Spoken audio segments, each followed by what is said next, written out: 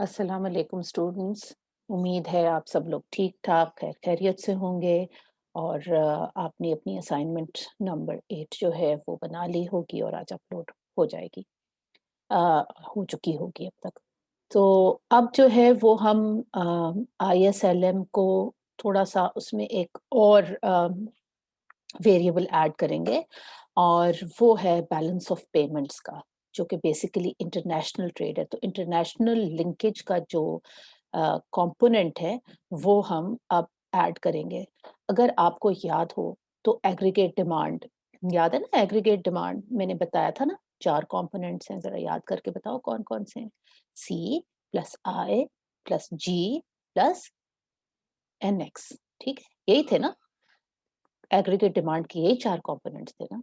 तो मैंने आपके साथ जो है वो बड़ी डिटेल में जी डिस्कस किया था लास्ट टाइम, है ना? जो हमने फिस्कल पॉलिसी डिस्कस की थी, that is basically G and we said कि उसका कंजम्पशन, इन्वेस्टमेंट और एक्सपोर्ट्स के ऊपर जो आपका फिस्कल पॉलिसी है और मॉनेटरी पॉलिसी भी एक्चुअली उसका थोड़ा इम्पैक्ट होता है इन चीज़ों पे भी। अब ज़रा जो एनेक्स वाला उसका कंपोनेंट है दैट इज़ एक्सपोर्ट्स, उसको ज़रा हम और ज़्यादा डिटेल में देखते हैं। So now we are assuming कि जो प्रोडक्शन है वो सिर्फ एक मुल्क के अंदर नहीं हो रही, बल्कि पूरी दुनिया में एक ग्लोबल मार्केट है और ग्लोबल मार्केट के अंदर प्रोडक्शन हो रही है। तो क्या है कि जब एक कंट्री, एक मुल्क कोई ऐसी चीज़ बनाए जिसको कि इस्तेमाल किया जाए दूसरे ममालिक में, तो वो तो एक्सपोर्ट्स होंगी ना। आप एक्सपोर्ट करेंगे अपने मुल्क से उन अशिया को, उन सर्विसेज को, ठीक है, उन फाइनेंशियल प्रोडक्ट्स को में भी, जो कि दूसरे मुल्क ममालिक में इस्तेमाल हो रही हैं। इसी तरह अगर दूसरे ममालिक कोई ऐसी चीज़ बनाते हैं जो कि हमें पाकिस्तान में इस्तेमाल करनी है, तो हमें वो इम्पोर्ट करनी पड़ेंगी। सो ये एक्सपोर्ट और इम्पोर्ट हो गया। इसके अलावा देखिए, पाकिस्तानी शहरी जो हैं वो दूसरे ममालिक में जाके इन्वेस्टमेंट कर सकते हैं और इसी तरह पाकिस्तान के अंदर इन्वेस्टमेंट हो सकती है, दूसरी ऐसी फर्म्स इन्वेस्ट कर सकती हैं जो मल्टीनेशनल्स हो, मसलन कि जो इनकॉर्पोरेटेड तो नहीं है पाकिस्तान में लेकिन पाकिस्तान में ऑपरेट कर रही हैं, ठीक है? सो ये हो गई पाकिस्तान के अंदर वो इन्वेस्ट कर रही होती हैं या फंड्स जो हैं वो फ्लो पाकिस्तान की तरफ आ रही होती है अगर हमारे मुल्क में इन्वेस्टमेंट हो, और अगर हमारा शहरी कोई दूसरे मुल्क में इन्वेस्टमेंट करे तो डेफिनेटली यहाँ से जो फंड्स हैं वो बाहर तरफ जा रहे होते हैं।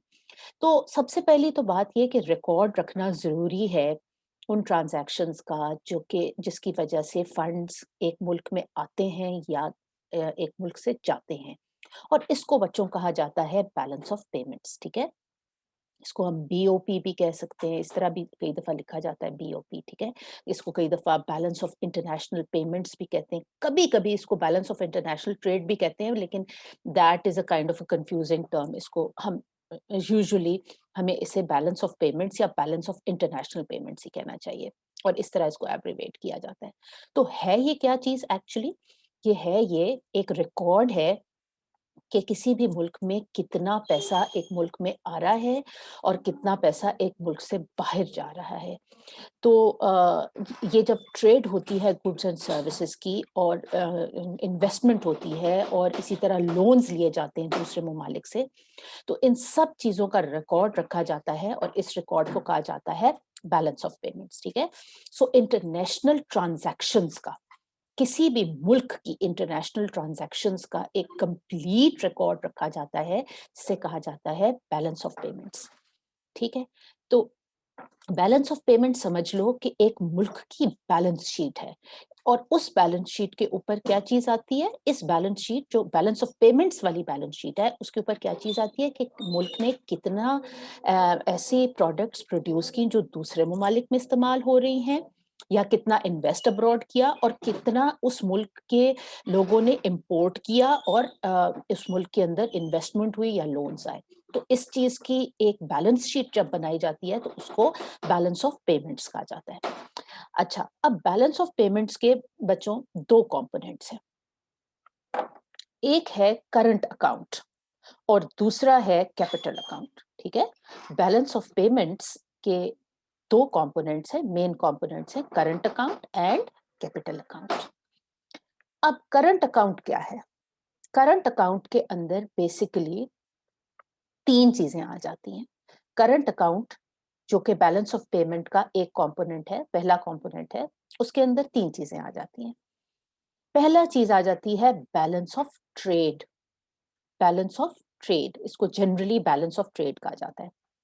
उसमें हम सिर्फ एक्चुअली जो प्रोडक्ट्स और सर्विसेज के लिए अर्निंग्स आ रही हैं, जो एक्सपोर्ट्स हैं हमारी, और उसमें से इंपोर्ट्स को माइनस करते हैं। That's it. Balance of trade क्या है? It is actually the actual goods and services exported minus goods and services imported.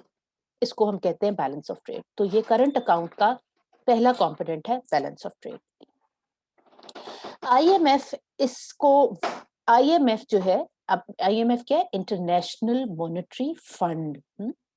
दुनिया भर में ये एक ऐसी एजेंसी है जो कि कंट्रोल करती है समझ लें कि एक ग्लोबल जो मॉनेटरी सिस्टम है उसको ये कंट्रोल करती है, ताकि जो डिफरेंट कंट्रीज हैं उनके पास एक फोरम हो जहाँ पे कि वो जाके अपने जो बैलेंस ऑफ पेमेंट और जो उनकी करेंसी के इश्यूज हैं उनको एड्रेस कर सकें। तो ये एक ऐसी ऑर्गेनाइजेशन है आईएमएफ, इंटरनेशनल मॉनेटरी फंड, जो कि basically international balance of payments, international balance of payments के रिकॉर्ड इस फॉर्म में रखती है और के सारे ममालिक जो हैं उनके एक जैसे रिकॉर्ड हो, पहली बात। दूसरी बात, जिन ममालिक को इन बैलेंस ऑफ पेमेंट्स में इनको बैलेंस करने में प्रॉब्लम्स आ रही हो उनको उनकी मदद की जाए। तो आईएमएफ की बहुत सारे मुल्क हैं जो कि आईएमएफ का हिस्सा हैं, ठीक है। दे आर दी जो आईएमएफ की अंदर उनकी पार्टिसिपेशन है और वो आईएमएफ या इंटरनेशनल मॉनेटरी फंड का हिस्सा है। पाकिस्तान भी जो है वो एक पार्टिसिपेंट है इंटरनेशनल मॉनेटरी फंड का। और ये बात याद रखें कि इंटरनेशनल मॉनेटरी फंड आईएमएफ जो है उसकी मेंबरशिप जो है ऑब्वियसली इट्स नॉट फ्री। उसके अंदर पैसे पहले ममालिक खुद ही कुछ पैसा रखवाते हैं और बाद में अगर, जैसे हमारे मुल्क में तो बार बार हमें इमरजेंसी की जरूरत हमें पड़ती है ना, इमरजेंसी लोन्स की, तो वो फिर हमें आईएमएफ देता है ताकि हमारे ये जो बैलेंस ऑफ पेमेंट है इसके मसाइल कम हो सकें। मैं अभी उसको ज्यादा डिटेल में एक्सप्लेन करूंगी। यहाँ पे आपको सिर्फ इसलिए बता रही हूँ आईएमएफ क्या है, क्योंकि ताकि आपको समझ में आए कि मैं हर जगह आईएमएफ की टर्मिनोलॉजी की बार बार बात क्यों कर रही हूँ। तो कॉन्सेप्चुअली करंट अकाउंट के अंदर सबसे पहले आता है बैलेंस ऑफ ट्रेड, जो कि क्या है कि actual exports minus the actual imports. मगर आईएमएफ जिसका कि हम पाकिस्तान जो है वो एक हिस्सा है, एक मेंबर स्टेट है आईएमएफ की, वो जब बैलेंस ऑफ पेमेंट रिकॉर्ड रखता है तो वो ये टर्म बैलेंस ऑफ ट्रेड नहीं यूज करता, वो टर्म यूज करता है goods and services account. It's exactly the same thing. There is not much difference between balance of trade. ये जो टर्म है ये इकोनॉमिक्स की बुक्स में ज्यादातर यूज होता है बैलेंस ऑफ ट्रेड, लेकिन आईएमएफ जब एक्चुअल कंट्री रिकॉर्ड्स रखता है तो वो इस टर्म को, बैलेंस ऑफ ट्रेड को, कहता है गुड्स एंड सर्विसेज अकाउंट। तो पहले तो यानी कि करंट अकाउंट का पहला हिस्सा क्या आ गया? Balance of trade, which is also called as the goods and services account by the IMF. And as we have adopted the IMF terminology for keeping Pakistan's records, therefore, when we look at the records of Pakistan, you will not find the term balance of trade anymore. You will find the term goods and services account. अच्छा, दूसरी चीज आ जाती है current account में जिसको हम कहते हैं फैक्टर इनकम। ठीक है, पहली तो चीज आ गई बैलेंस ऑफ ट्रेड, दूसरी चीज आ गई फैक्टर इनकम। ये क्या है? Earnings on investments minus payments made to foreign investors. अच्छा देखिए, जब एक किसी भी मुल्क के अंदर फॉरेन डायरेक्ट इन्वेस्टमेंट होती है तो जाहिर है वो इन्वेस्टमेंट जो है उसके ऊपर अर्निंग भी तो होती है ना। तो अगर पाकिस्तानियों ने बाहर के ममालिक में इन्वेस्टमेंट्स की हुई हैं और वहां से उनको अर्निंग्स हासिल हो रही हैं, इसमें बाय द वे आपका रेमिटेंसेस भी आ जाते हैं, जो फॉरेन नेशनल्स बाहर काम कर रहे हैं और वो वापस पैसे भेजते हैं, वो इसके अंदर हम ऐड कर देते हैं। अच्छा, सो जो भी इन्वेस्टमेंट्स बाहर हो रही हैं और पैसा मुल्क में वापस आ रहा है, उसको हम माइनस करते हैं कि जो पैसा मुल्क से बाहर जा रहा है, इसलिए क्योंकि बहुत सारे फॉरेन इन्वेस्टर्स हैं जिनकी कंपनीज़ पाकिस्तान में ऑपरेट करती हैं, मल्टीनेशनल कंपनीज़ हैं ना, उनकी एक ज़ाहिर है उनकी अर्निंग्स होती हैं and they are allowed to take these earnings out of Pakistan. That is why they invest, because whatever the earnings they make, part of it they will reinvest, but definitely part of it they will take away from Pakistan, those companies which are multinationals in Pakistan. Similarly, those Pakistanis or those Pakistani firms which are operating abroad, they are also earning profit. So this profit is the plus sign, the earnings and the payments to the foreign investors, the foreign companies working in Pakistan. So इनको जब subtract करते हैं, जो foreign investments का बाहर से पैसा आ रहा है versus जो foreign investors का पैसा बाहर जा रहा है, इसको जब आप इसका balance देखेंगे तो वो आएगी factor income, ठीक है? कई दफा यूनिलैटरल ट्रांसफर्स भी जो हैं वो होते हैं, इसको भी हम फैक्टर इनकम के अंदर हम डाल सकते हैं, ठीक है? ट्रांसफर और financial assets between home country and rest of the world. So sometimes what happens is कि वो मतलब इनकम के तौर पे बाहर के ममालिक से जो है वो पैसा आ रहा होता है एज एन इनकम। सो इनको यूनिलैटरल ट्रांसफर्स कहा जा रहा है।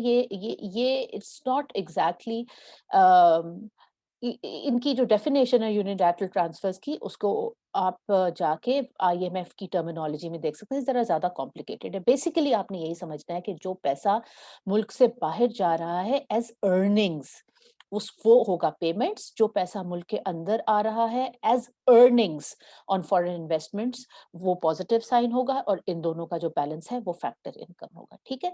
तो ये तो हो गया कि एक्चुअल एक्सपोर्ट्स और इंपोर्ट्स कितना है, ये बैलेंस ऑफ ट्रेड है, जिसे गुड्स एंड सर्विसेज अकाउंट्स भी कहा जाता है in IMF terminology. Second thing in current account is factor income, जिसको के जो IMF terminology में factor income को कहा जाता है primary income account, ठीक है? factor income को कहा जाता है primary income amount in IMF terminology, but in most books the word factor income is used. Okay, फिर उसके बाद करंट अकाउंट का तीसरा हिस्सा ट्रांसफर पेमेंट्स है। So current account is equal to balance of payment plus factor income plus transfer payment. Now let's see what transfer payments are. So transfer payments generally इसके अंदर private और governmental दोनों आ जाती हैं। तो ट्रांसफर पेमेंट्स क्या है? गिफ्ट्स मेड बाय इंडिविजुअल्स और and on organise governmental institution to foreigners, ठीक है? सो ये गिफ्ट्स हैं जो कि गवर्नमेंट्स और इंडिविजुअल्स जो हैं वो वो देते हैं to a particular to residents or firms in a country. So governmental transfers refers to gifts or grants made by government to foreign residents or foreign governments, ठीक है? तो जब ये इंडिविजुअल्स की तरफ से एक गवर्नमेंट को कोई गिफ्ट हो रहा हो, और होता है, बहुत मुखय्यर हजरात होते हैं जो कि पाकिस्तान गवर्नमेंट ऑफ पाकिस्तान को फॉर एग्जांपल देखें, जब खुदा न खास्ता कोई सानहा गुजर जाता है या कोई लेट्स से कोई नेचुरल कैलामिटी हो जाती है तो उस वक्त क्या है कि प्राइम मिनिस्टर्स फंड्स क्रिएट कर दिए जाते हैं ना, प्राइम मिनिस्टर्स फंड्स क्रिएट कर दिए जाते हैं कि जो डिफरेंट एजेंसीज हैं अब्रॉड और Pakistanis abroad, they can donate in these funds, ठीक है? तो ये जो होंगे ना, इनको हम ट्रांसफर पेमेंट्स कहेंगे, जो कि पाकिस्तान के अंदर आ रही होती हैं। इसी तरह जब दूसरे ममालिक के अंदर कोई मतलब कहत आ जाता है या कोई इसी किस्म की कोई नेचुरल कैलामिटी आ जाती है, तो गवर्नमेंट ऑफ पाकिस्तान भी चीजें जो है वो भिजवाती है in kind and in cash transfers also. तो इनका जो वैल्यू है वो आ जाएगा गवर्नमेंट ट्रांसफर्स में, ठीक है। So private transfers versus government transfers, ये बेसिकली गिफ्ट्स ही हैं, ठीक है। गिफ्ट्स हैं जिसको आप डोनेशंस भी कह सकते हो, जो है जो कि दिए जाते हैं, इनको ट्रांसफर पेमेंट्स कहा जाता है, ठीक है। और ये ट्रांसफर पेमेंट्स जो है आईएमएफ टर्मिनोलॉजी में इनको कहा जाता है secondary income account. So let's recap.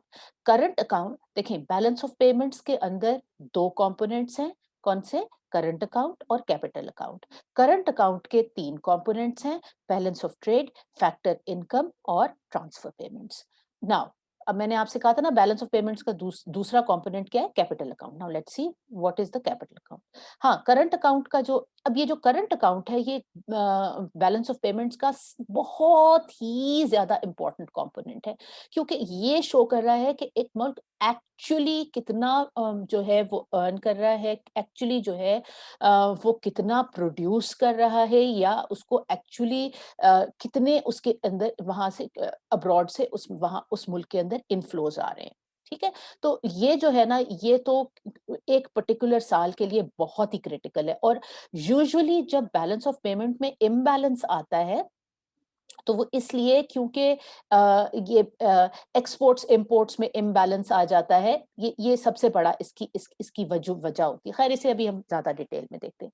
So other than the capital account balance of other than the current account which has these three components, the balance of payments also has the capital account. Let's see what is the capital account.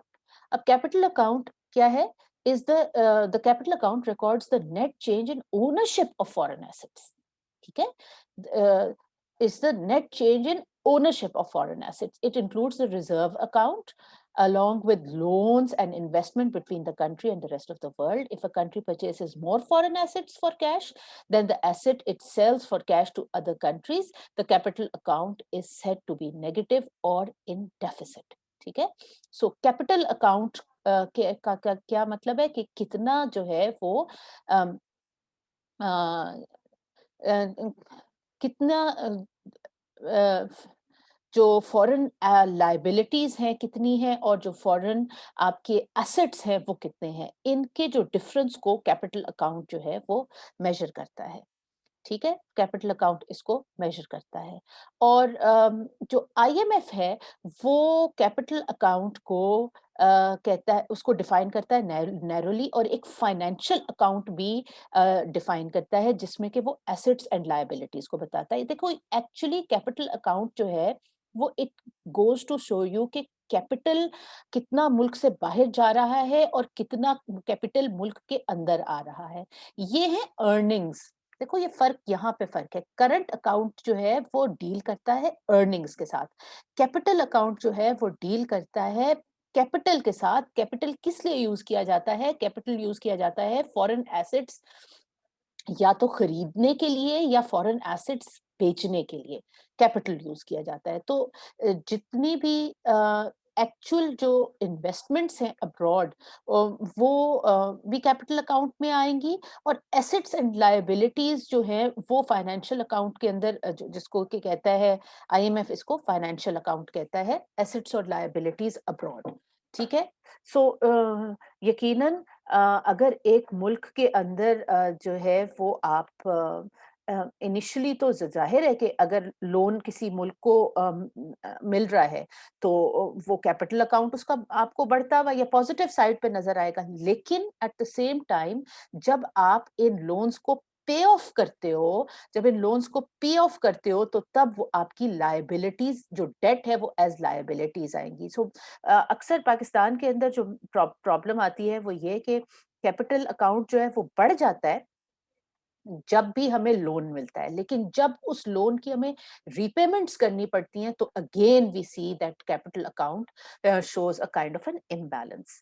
तो जो पाकिस्तान के अंदर balance of payments है वो उसका record रखा जाता है using the IMF manual 6 definitions, ठीक है।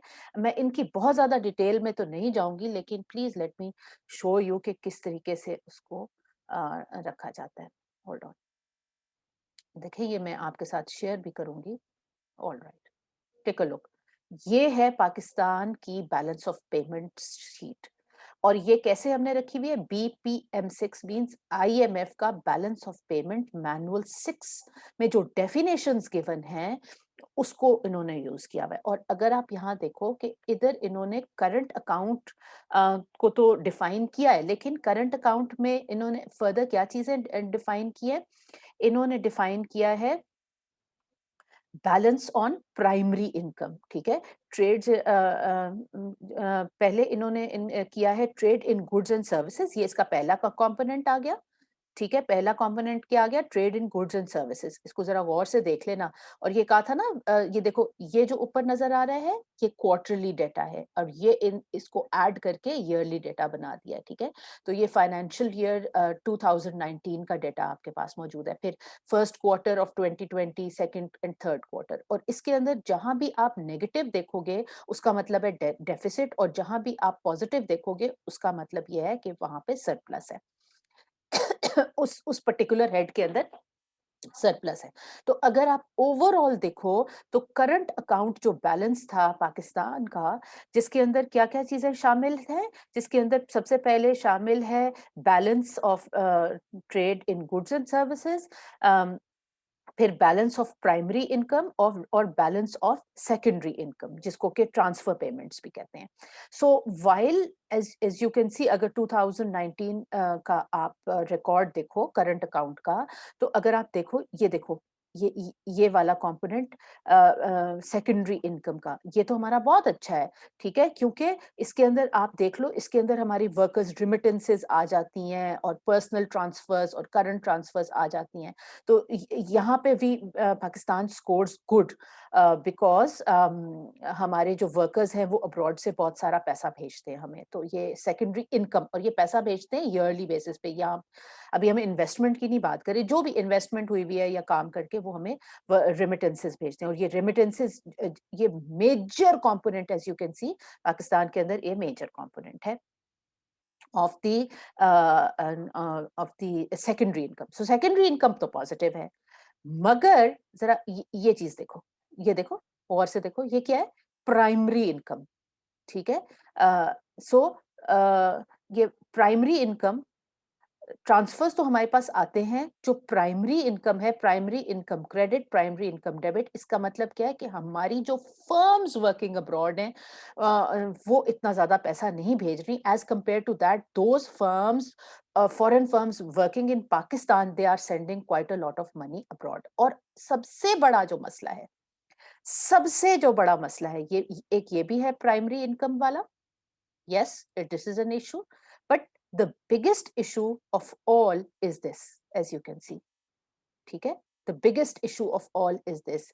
Or what is that? That is um, the problem और the deficit in trades in goods and services. ये काफी बड़ा डेफिसिट है। तो इसी तरह प्राइमरी इनकम डेफिसिट और और deficit in trade off goods and services, जिसको कि हम जो है वो ट्रेड बैलेंस भी कहते हैं। इन दोनों के अंदर प्रॉब्लम है। ट्रांसफर्स में हमें we are fortunate that we have good transfers, और सेकेंडरी इनकम का हमें कोई इशू नहीं है। वो तो हमारे लिए एक जो है वो एक आसरा है। सेकेंडरी इनकम हमारे लिए एक आसरा है। लेकिन हम जो मुल्क से बाहर पैसा ज्यादा जा रहा है, और जो हमारी फर्म्स हैं, इंटरनेशनल फर्म्स हैं, वो काफी ज्यादा ऑपरेट कर रही हैं और पैसा बाहर भेज रही हैं। वेयर एज जी the firms which are Pakistani firms working abroad, they are not sending in that much money. ठीक है, तो और तीसरी चीज क्या है कि हम जो सबसे बड़ा इशू क्या है कि हमारा जो बैलेंस ऑफ ट्रेड है वो भी हमें नजर आता है कि वो भी हमें नेगेटिव में नजर आता है। बैलेंस ऑफ ट्रेड भी हमें नेगेटिव में नजर आता है। ठीक है, सो दैट्स एन इशू। अब आ जाए, सो इसलिए टोटल करंट जो हमारा बन जाता है करंट अकाउंट वो 2019 में इट वाज़ अगेन नेगेटिव। हालाँकि रैशनलाइज़ेशन करने की हमने बहुत कोशिश की कि हमारी इंपोर्ट्स किसी तरह कम हो जाएँ, लेकिन वो क्योंकि हमारी फ़ॉरेन करेंसी का जो था फ़ॉरेन करेंसी की डेप्रिसिएशन हुई, सो देयरफॉर इसलिए हमें ये खसारा काफ़ी सारा नज़र आता है। ये खसारा जो है इसको कम करने की कोशिश की जा रही है। आजकल भी कोशिश की जा रही है क्योंकि जितना ज़्यादा खसारा होगा आगे जाके हम देखेंगे दैट कैन कॉज़ प्रॉब्लम। लेकिन अब इसको आप गौर से देख लेना कि इसमें समझ में ताकि आपको अच्छी तरीके से आ जाए कि करंट अकाउंट क्या है, करंट अकाउंट बैलेंस क्या है। इसी तरह अब आप आ जाओ कैपिटल अकाउंट की तरफ। देखो पाकिस्तान का capital account, so capital account के अंदर देखें, अब बात पता है ये है कि ये क्योंकि डबल अ, ये डबल एंट्रीज होती हैं इसके अंदर, जो आपकी बैलेंस ऑफ पेमेंट्स है इसके अंदर भी डबल एंट्रीज होती हैं, तो इसलिए आपको कैपिटल अकाउंट में कई ऐसी चीजें नजर आएंगी जो कि बैलेंस करनी होती हैं, विच बैलेंसेस द इनकम डेफिसिट्स, वो आपको नजर आएंगी। लेकिन इसके मोटे मोटे हेड्स आप देख लो कि इसके अंदर इन्होंने एक जो है वो कैपिटल अकाउंट, इतना क्रेडिट कैपिटल बाहर इन्वेस्ट हो रहा है, इतना कैपिटल पाकिस्तान के अंदर आ रहा है। तो उसकी और उसके अलावा उसके ज्यादातर जो है फाइनेंशियल अकाउंट है, ठीक है। ज्यादा ज्यादा बड़ा हेड इसका कौन सा है, जो आईएमएफ डिफाइन करता है। ऑफ कोर्स बुक्स में फाइनेंशियल अकाउंट और कैपिटल अकाउंट में कोई फर्क नहीं है, लेकिन आईएमएफ इसमें थोड़ा सा डिफरेंस रखता है। देख लो उसमें वो क्या डाल देता है, एफडीआई डाल देता है, पोर्टफोलियो इन्वेस्टमेंट डाल देता है, स्टॉक ऑप्शंस वगैरह डाल देता है।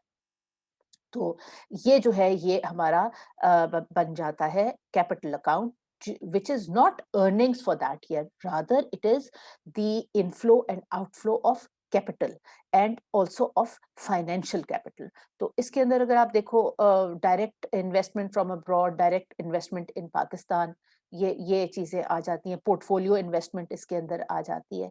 पोर्टफोलियो इन्वेस्टमेंट जो है वो आपकी बेसिकली शो कर रही होती है कि आपके स्टॉक एक्सचेंज में कितना पैसा आ रहा है। सो बेसिकली मतलब ये भी एक काइंड ऑफ पैसा है। ये पोर्टफोलियो इन्वेस्टमेंट को बाय द वे टेक्निकली कोई चीज़ अच्छी नहीं समझी जाती है। एफडीआई ज़्यादा अच्छी चीज़ है क्योंकि ये ऐसी इन्वेस्टमेंट है जो लॉन्ग टर्म के लिए होती है। पोर्टफोलियो इन्वेस्टमेंट, इसको हॉट मनी भी कई दफ़ा कहा जाता है, ये बहुत शॉर्ट टर्म के लिए होती है। लेकिन खैर बैलेंस ऑफ पेमेंट्स में ये इन दोनों चीज़ों को डाल देते हैं। अलग-अलग दिखाता है आईएमएफ, और पाकिस्तान में भी तो जितनी ज़्यादा एफडीआई होगी उतना ज़्यादा बेहतर है। और इसके अलावा अगर आप देखो और फाइनेंशियल एसेट्स भी इन्होंने बताए हुए हैं, ठीक है। जब इन दोनों को आप कैपिटल अकाउंट और कैपिटल अकाउंट और आप करंट अकाउंट, इन दोनों को ऐड करोगे तो जो बाकी अमाउंट रह जाएगा वो इम्बैलेंस है, वो सरप्लस भी हो सकता है और डेफिसिट भी हो सकता है। तो अगर आप ये देखो कि ओवरऑल बैलेंस आपको नेगेटिव के अंदर नजर आता है, तो इसका मतलब है कि कि आपका बैलेंस ऑफ पेमेंट आपको डेफिसिट के फॉर्म में नजर आएगा। इसको भी हम देख लेते हैं।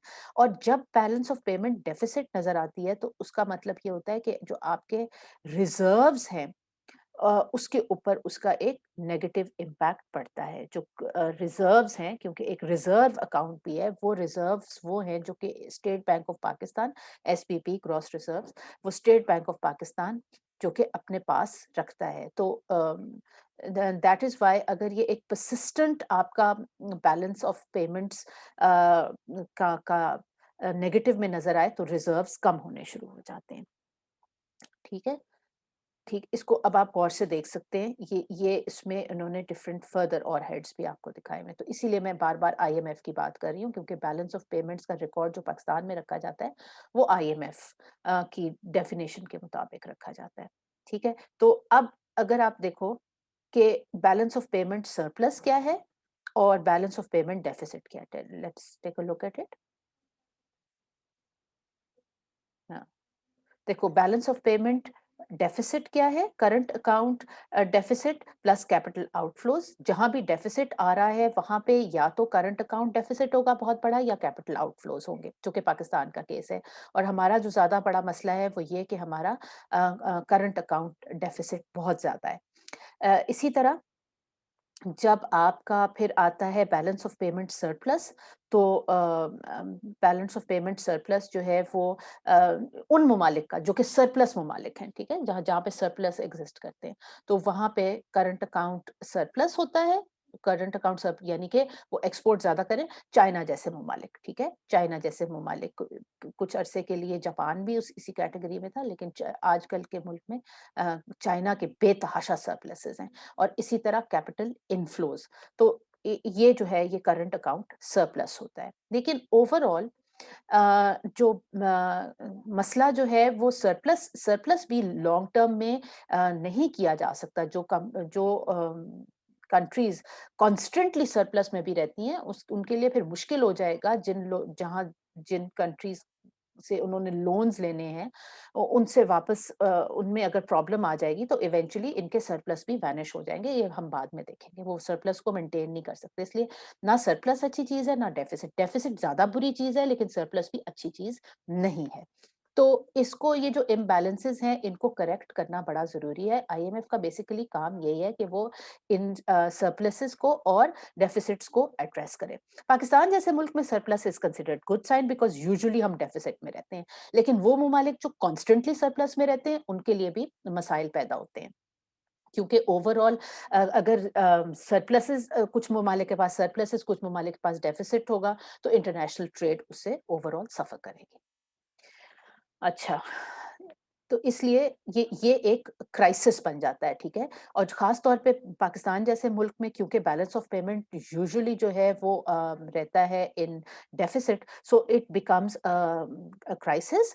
और वो क्राइसिस जो है वो इस हद तक कई दफ़ा बढ़ जाता है, जैसे पाकिस्तान में 2018 में होने लगा था, कि जो हमारी इम्पोर्ट्स हैं, एसेंशियल इम्पोर्ट्स हैं, उनके लिए भी जो है वो फॉरेन करेंसी, उनके लिए भी रिजर्व्स मुल्क में बाकी नहीं रहते। तो ये क्राइसिस हो जाता है जब बहुत साल हर साल से करंट अकाउंट डेफिसिट और बैलेंस ऑफ पेमेंट में इम्बैलेंस आता है, बैलेंस ऑफ पेमेंट डेफिसिट आता है, तो फिर इस तरह की एक सिचुएशन आ जाती है, जिसे कि हम बैलेंस ऑफ पेमेंट क्राइसिस कहते हैं, करेंसी क्राइसिस भी कहा जाता है।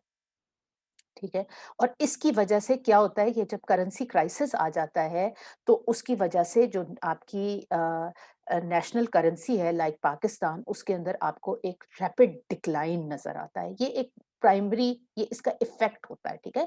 बैलेंस ऑफ पेमेंट क्राइसिस के अंदर किसका लिंक है विद द नेशनल करेंसी, इसको हम देखेंगे। लेकिन अगर क्राइसिस होता है तो usually it is followed by the decline in value of a national currency like it happened in Pakistan. उसके अलावा और क्या रीजंस हो सकते हैं? Exchange rate is a critical element which can avert this balance of payment crisis and which can balance the balance of payment situation, ठीक है? वो उसके अंदर सबसे इम्पोर्टेंट चीज आ जाती है एक्सचेंज रेट। इसके अलावा गवर्नमेंट का फिस्कल डेफिसिट का मतलब क्या है कि उसका अपना जो रेवेन्यू और एक्सपेंस के अंदर जो इम्बैलेंस है, वो भी इसको नेगेटिवली इफेक्ट करता है। Business competitiveness is important, private behaviour is also important. जिस मुल्क के लोग ज्यादा इंपोर्टेड स्टफ यूज करें, उनको usually balance of payment crisis रहता है।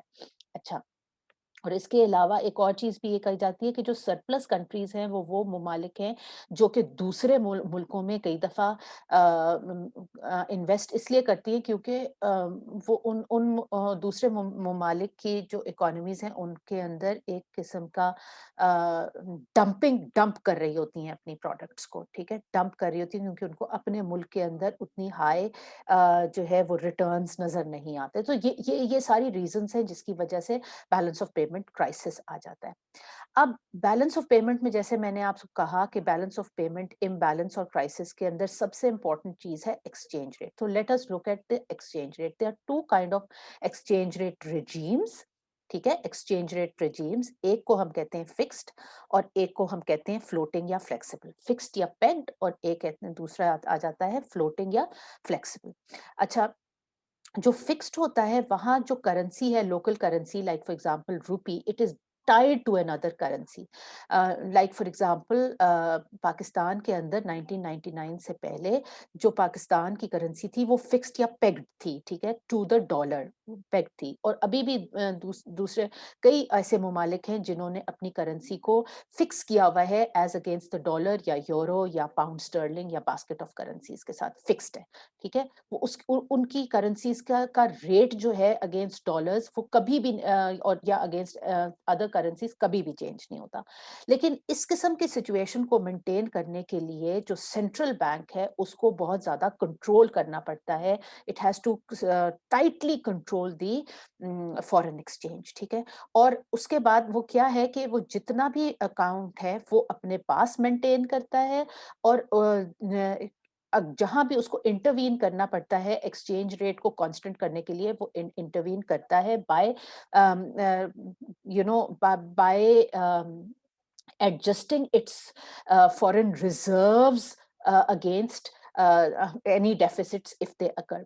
पर अगर अब आप यही देख लेना कि अगर कॉन्स्टेंटली डेफिसिट्स अकर करती हैं तो कब तक स्टेट बैंक अपनी जो रिजर्व्स है उसके अंदर से पैसा निकाल निकाल के जो है ना अपनी करेंसी की वैल्यू को पेग्ड रख सकता है या कांस्टेंट रख सकता है, वो बहुत मुश्किल हो जाता है। तो eventually it turns out of foreign exchange, and इसलिए फिर वो इंटरवीन नहीं कर सकता और वो उसको पेग नहीं रखता कर सकता। और यूजुअली उसके बाद उसको अगर तो वो फिक्स्ड ही रखना चाहता है तो फिर उसको खुद से अपनी करेंसी को डी वैल्यू करना पड़ता है। जो फिक्स्ड एक्सचेंज रेट सिस्टम की बात करते हैं तो हम डीवैल्यूएशन ऑफ करेंसी की बात करते हैं। दूसरा जो है वो फॉरेन एक्सचेंज रिजीम, उसको हम कहते हैं फ्लोटिंग या फ्लेक्सिबल। इसके अंदर जो आपका स्टेट बैंक ऑफ पाकिस्तान है या सेंट्रल बैंक है वो कंट्रोल नहीं करता फॉरेन एक्सचेंज को, ठीक है। बल्कि एक फॉरेन एक्सचेंज मार्केट एग्जिस्ट करती है पाकिस्तान के अंदर, इसको इंटरबैंक मार्केट कहते हैं। और वही जो मार्केट है वो according to the demand and supply of foreign exchange वो जो है वो उसमें चेंजेस आते हैं फॉरेन करेंसी में। जैसे पाकिस्तान के अंदर जैसे डॉलर का आप देखो तो वो हवर करता रहता है 150 160 मार्क के ऊपर, बिकॉज इट डिपेंड्स कि उसकी फॉरेन करेंसी की कितनी रिक्वायरमेंट है और फॉरेन करेंसी जो है वो कितनी ज्यादा पाकिस्तान का जो करेंसी है एज अगेंस्ट पाकिस्तान की करेंसी पाकिस्तानी रुपी जो फॉरेन करेंसी है उसकी कितनी डिमांड और सप्लाई है। इसको हम कहेंगे फ्लोटिंग या फ्लेक्सिबल एक्सचेंज रेट। और इसके अंदर जब कमी बेशी होती है तो उसको डेप्रिसिएशन और एप्रिसिएशन कहा जाता है, ठीक है। सो डीवैल्यूएशन का टर्म उन मुल्कों में यूज होता है जहां पे फिक्स्ड एक्सचेंज रेट हो। पाकिस्तान में फिक्स एक्सचेंज रेट 1999 के बाद से नहीं है, बल्कि एक मैनेज्ड फ्लोट है। तो इसलिए हमारे मुल्क में जब डॉलर की प्राइस जो है इन टर्म्स ऑफ पाकिस्तानी रुपी वो बढ़ती है तो उसको हम डेप्रिसिएशन कहते हैं। और लाइकवाइज एप्रिसिएशन भी कहा जा सकता है कि अगर डॉलर जो है वो जब सस्ता होता है तो उसको एप्रिसिएशन कहते हैं। अब फ्लोट में दो तरह के फ्लोट होते हैं, एक तो क्लीन फ्लोट है जिसके अंदर सेंट्रल बैंक्स कभी भी जो है ना वो मार्केट में इंटरवीन नहीं करते। मैनेज फ्लोट वो है जहां पे सेंट्रल बैंक्स कभी कभी इंटरवीन करते हैं अपनी करेंसी की प्राइस को स्टेबलाइज करने के लिए। तो पाकिस्तान के अंदर मैनेज फ्लोट है, क्लीन फ्लोट में कभी भी नहीं होता। मैनेज फ्लोट के अंदर जो है वो सेंट्रल बैंक्स जो हैं वो कभी कभी इंटरवीन करते हैं। और जो आपका यहाँ पे है जो आपका फिक्स्ड है इधर तो जो मार्केट है फॉरेन करेंसी मार्केट उसको कंप्लीटली कंट्रोल करते हैं। यहाँ पे फॉरेन करेंसी मार्केट्स को इन अ मैनेज फ्लोट जो है वो कंप्लीटली कंट्रोल नहीं करते, पार्शली जो है उसको मैनेज करने की कोशिश करते हैं। उसके अलावा अच्छा, लेकिन अंडर द मैनेज जैसे पाकिस्तान के अंदर जो था वो ये कहा जाता है कि 2018 तक for political reasons the then government and the had asked the state bank to keep the currency at a particular rate, and it was paying a heavy price for that despite the fact that we were facing current account deficit still. still Pakistani rupee was kept at 100 or 100 and 110 तक उसकी price रखी गई थी। लेकिन ये एक unnatural सी situation थी because हमारी इंपोर्ट्स तो ज़्यादा थी और एक्सपोर्ट्स हमारी बहुत कम थी और एक्सपोर्ट्स कम होती चली जा रही थी। तो इसलिए हमारा रियल एक्सचेंज रेट और हमारा जो था वो एक्चुअली जो था वो ज़्यादा था और उसको आर्टिफिशियली मेंटेन करने पे